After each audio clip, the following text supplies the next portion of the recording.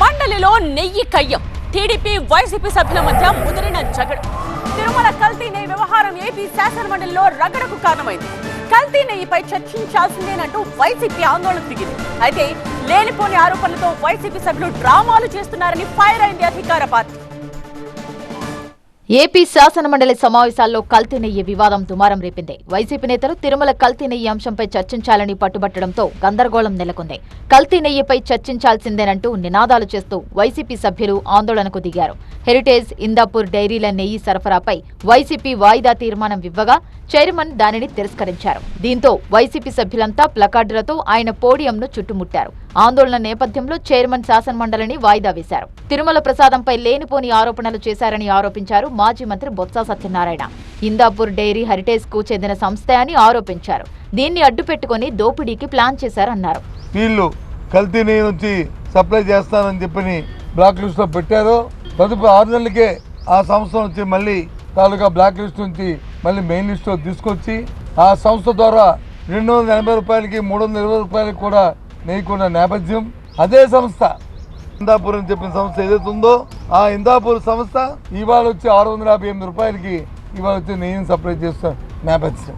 ఈ ఇందాపూర్ సంస్థ ఎవరిదో కాదు, సొంతంగా హెరిటేజ్ సంస్థకు సంబంధించిన సంస్థ. ఇదిగో వాళ్ళ వెబ్సైట్లోను ఇదిగో ఇదేమో నేను ముద్రించింది కాదు. అయితే ఈ అంశంపై వైసీపీ నేతలు ఆరోపణలు, ఆందోళనను ప్రభుత్వం తప్పుబట్టింది. వాళ్లు చేసిన పాపాల నుంచి దృష్టి మళ్లించేందుకే వైసీపీ ప్రయత్నం చేస్తోందన్నారు మంత్రి పార్థసారథి. అసలు హెరిటేజ్ గురించి ఏం చర్చిస్తారో ముందు చెప్పాలన్నారు. వైసీపీ వాళ్ళు చేసిన పాపాల నుంచి ప్రజల దృష్టి మరల్చడానికి ఈ డ్రామా ఆడుతున్నారు అధ్యక్ష. హెరిటేజ్ కి ఈ రోజు జరుగుతున్న కార్యక్రమాలకు సంబంధం ఏంటి అధ్యక్ష? ఏ విషయాన్ని తీసుకుని హెరిటేజ్ గురించి వాళ్ళు మాట్లాడుతున్నారో ముందు స్పష్టం చేయమనండి. ఏ విషయం మీద హెరిటేజ్ గురించి మాట్లాడదలుచుకున్నారో, హెరిటేజ్ మూలంగా ప్రభుత్వానికి కానీ ప్రజలకు కానీ ఏం నష్టం జరిగిందో చెప్పండి ఎల్వీపీ గారు కానీ లేకపోతే సభ్యులు కానీ.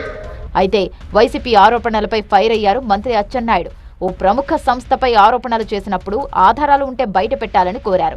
వైసీపీ సభ్యులు లేనిపోని అంశాలను ప్రస్తావిస్తూ సభలో డ్రామాలు చేస్తున్నారని మండిపడ్డారు.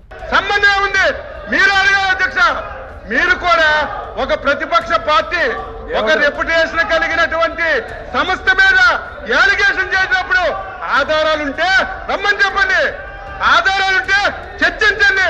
ఒక రోజు కాదు 100 రోజులు చర్చించండి. ఆన్సర్ చేయడానికి సిద్ధంగా ఉన్నాం.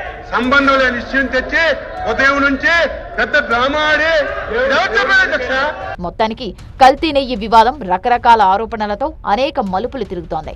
అటు అధికార పక్షం, ఇటు విపక్షం ఈ అంశంలో తప్పు మీదంటే మీదే అంటూ విమర్శలు చేసుకుంటున్నాయి. దీంతో ఈ వ్యవహారంపై రాజకీయ రచ్చ ఇప్పుడిప్పుడే ముగిసేలా కనిపించడం లేదు.